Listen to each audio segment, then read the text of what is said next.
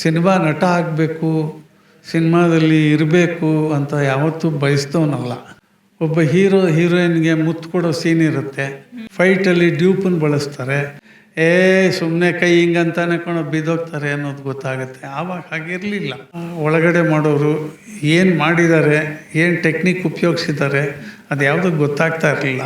First cinema ರಂಗಕ್ಕೆ ಬಂದಂತಹ ದಿನಗಳಾಗಿರ್ಬೋದು, ಅಂದಿನ ಪೇಮೆಂಟ್ಗಳಾಗಿರ್ಬೋದು, ಅಂದು ನೀವು ಒಂದು ಚಾನ್ಸ್ಗೋಸ್ಕರ ಫಸ್ಟ್ ಟೈಮ್ ಸಿಕ್ಕಿದ ಚಾನ್ಸನ್ನು ನೆನೆಸ್ಕೊಳ್ಳೋದಾದರೆ ಏನು ಹೇಳ್ತೀರಿ ಅಂತ? ಚಾನ್ಸು, ನಾನು ಯಾವತ್ತೂ ಸಿನಿಮಾ ನಟ ಆಗಬೇಕು, ಸಿನಿಮಾದಲ್ಲಿ ಇರಬೇಕು ಅಂತ ಯಾವತ್ತೂ ಬಯಸ್ತವನಲ್ಲ. ಇದು ಒಂದು ಟರ್ನಿಂಗ್ ಪಾಯಿಂಟ್ ಅಷ್ಟೇ. ರಂಗಭೂಮಿಲಿ ಕೆಲಸ ಮಾಡ್ತಾಯಿದ್ದೆ ನಾನು. ಬಿ ವಿ ಕಾರಂತ್ ಜೊತೆ ಕೆಲಸ ಮಾಡಿದ್ದೀನಿ. ಸುಮಾರು ಒಂದು 11 ನಾಟಕಗಳಲ್ಲಿ, ಅವರು ನಿರ್ದೇಶನ ಮಾಡಿದ ಮುಖ್ಯ ನಾಟಕಗಳಲ್ಲಿ ನಾನು ಮುಖ್ಯ ಪಾತ್ರ ಮಾಡಿದ್ದೀನಿ. ಸೊ ಅವರಿಂದ ಕಲ್ತಿದ್ದು ಭಾಳಷ್ಟು. ಅವರು ಕೂತ್ಕೊಳ್ಳೋದನ್ನೇ ಒಂದು 20 ಸಾರಿ 30 ಸಾರಿ ಬೇರೆ ಬೇರೆ ವಿಧದಲ್ಲಿ ಕೂತ್ಕೊಂಡು ತೋರಿಸಿದ್ದಾರೆ. ಸೊ ಅವ್ರ ಜೊತೆಲೆಲ್ಲ ಕೆಲಸ ಮಾಡಿದ್ದು ಒಂದು ಅನುಭವ. ಇನ್ನೊಂದು, ಅವರು ಈ ಆರ್ಟ್ ಫಿಲಮನ್ನು ಸೃಷ್ಟಿ ಮಾಡಿದ್ರು. ಕಾಡು, ವಂಶವೃಕ್ಷ, ಖಂಡವಿದಕ್ಕೋ ಮಾಂಸವಿದಕ್ಕೋ ಹೀಗೆ. ಆಗ ನಾನು ನಾಟಕದಲ್ಲಿ ಪಾತ್ರ ಮಾಡ್ತಾಯಿದ್ದೆ, ನನ್ನನ್ನು ಸಿನಿಮಾ ಕರೀಲಿಲ್ವಲ್ಲ ಅನ್ನೋ ಭಾವನೆ ನನಗಿರಲಿಲ್ಲ. ನನ್ನ ನಾಟಕ ನೋಡೋಕ್ಕೆ ಬರ್ತಿದ್ದವರು ನನ್ನ ಕೇಳೋರು, ಯಾಕೆ ನಿಮ್ಮ ಮೇಷ್ಟ್ರು ನಿಮಗೆ ಚಾನ್ಸ್ ಕೊಟ್ಟಿಲ್ಲ ಅಂತ. ಆಗ ಮೇಷ್ಟ್ರು ಕೇಳಿದ್ರೆ, ಇಲ್ಲ ನಿಂದು ತುಂಬ ಸಿಟಿ ಫೇಸು, ನಾನು ಮಾಡ್ತಾ ಇರೋದೆಲ್ಲ ಹಳ್ಳಿ ಕತೆ, ನೋಡೋಣ ಮುಂದಕ್ಕೆ ಅಂತ ಹೇಳಿದರು. ಅಷ್ಟೇ, ನಾನೇನು ಅದ್ರ ಬಗ್ಗೆ ತಲೆ ಕೆಡಿಸ್ಕೊಳ್ಳಿಲ್ಲ. ಆದರೆ ಎನ್ ಲಕ್ಷ್ಮೀನಾರಾಯಣ ಅಂತ ಒಬ್ಬ ಶ್ರೇಷ್ಠ ನಿರ್ದೇಶಕರು, ಅವರೊಂದು ಸಿನಿಮಾ ಮಾಡಿದ್ರು. ಅದು ಅಬೆಚೂರಿನ ಪೋಸ್ಟ್ ಆಫೀಸ್ ಅಂತ. ಅದರಲ್ಲಿ ಒಂದು ಪ್ಲೇ ಬಾಯ್ ರೋಲ್ ಇದೆ. ಅವರೊಂದು ನಾಟಕ ನೋಡೋಕ್ಕೆ ಬಂದಿದ್ದರು. ನಾಣಿಯವರು, BN ನಾಣಿ, ನಮ್ಮ ಸುಧಾ ಬೆಳವಾಡಿ, ಪ್ರಕಾಶ್ ಬೆಳವಾಡಿ ಅವರ ತಂದೆ, ಅವರು ಆ ನಾಟಕಕ್ಕೆ ಅವ್ರನ್ನ ಕರ್ಕೊಂಡ್ಬಂದಿದ್ರು. ಆ ನಾಟಕ ನೋಡಿದಾಗ ಅವ್ರು ಕೇಳಿದ್ರು, ಸಿನಿಮಾದಲ್ಲಿ ಮಾಡ್ತೀರಾ, ಇಂಟ್ರೆಸ್ಟ್ ಇದೆಯಾ, ಒಂದು 5 ದಿವಸ ಬರ್ಬೋದಾ ಅಂತ. ಸೊ ಹಾಗೆ ಎಂಟ್ರಿ ಆಗಿದ್ದು ಅಷ್ಟೇ. ಅದು ಆಮೇಲೆ ಅದೇ ಮೊದಲನೇ ಮೂವಿ. ಅದಾದಮೇಲೆ ಹಾಗೆ ಅಲ್ಲಿ ಕರೆದ್ರು, ಇವ್ರು ಕರೆದ್ರು, ಅವ್ರು ಕರೆದ್ರು ಅಂತ. ಎಷ್ಟು ಸಂಭಾವನೆ ಕೊಟ್ಟಿದ್ರು ಸರ್? ಆಗ ಒಂದು ಚಿನ್ನದ ಉಂಗುರ ಕೊಟ್ಟಿದ್ರು ಅಷ್ಟೇ. ಸಂಭಾವನೆ ಆವಾಗಿರಲಿಲ್ಲ.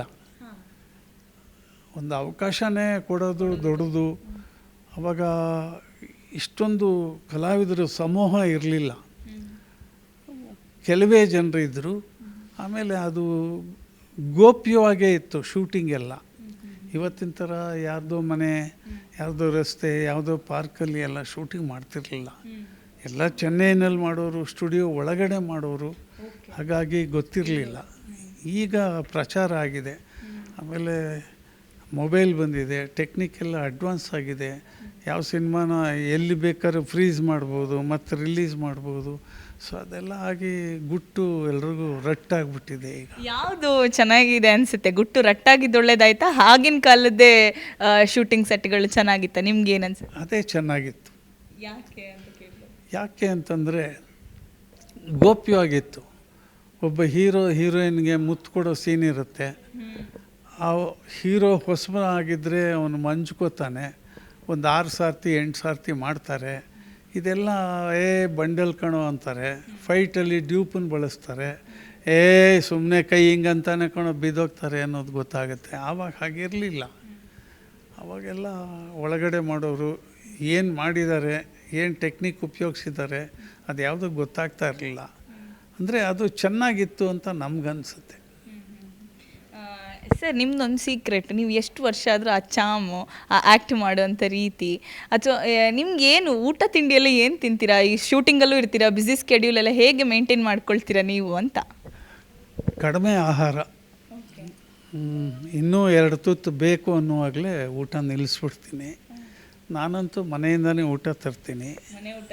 ಮನೆ ಊಟ ಬರೀ ಗಂಜಿ, ಒಂದು ಬಾಯ್ಲ್ಡ್ ರೈಸು, ಈ ರೈಸು ಯಾವುದಾದ್ರೂ ಸರಿ, ಅಥವಾ ರಾಗಿ ಗಂಜಿ ಯಾವುದಾದ್ರೂ ಸರಿ, ಒಂದು ಉಪ್ಪಿನಕಾಯಿ, ಅಷ್ಟೇ ನನ್ನ ಊಟ. ಸಾಯಂಕಾಲ ಮಾತ್ರ ಮನೆಯಲ್ಲಿ ಚಪಾತಿ ಒಂಚೂರು ಮೊಸರನ್ನ ಊಟ ಮಾಡ್ತೀನಿ ಅಷ್ಟೇ, ಬೇರೆ ಏನೂ ಇಲ್ಲ. ಹೆಲ್ತ್ ಸೀಕ್ರೆಟ್ ಅದೇ. ಹೆಲ್ತ್ ಇಲ್ಲ, ಹೆಲ್ತು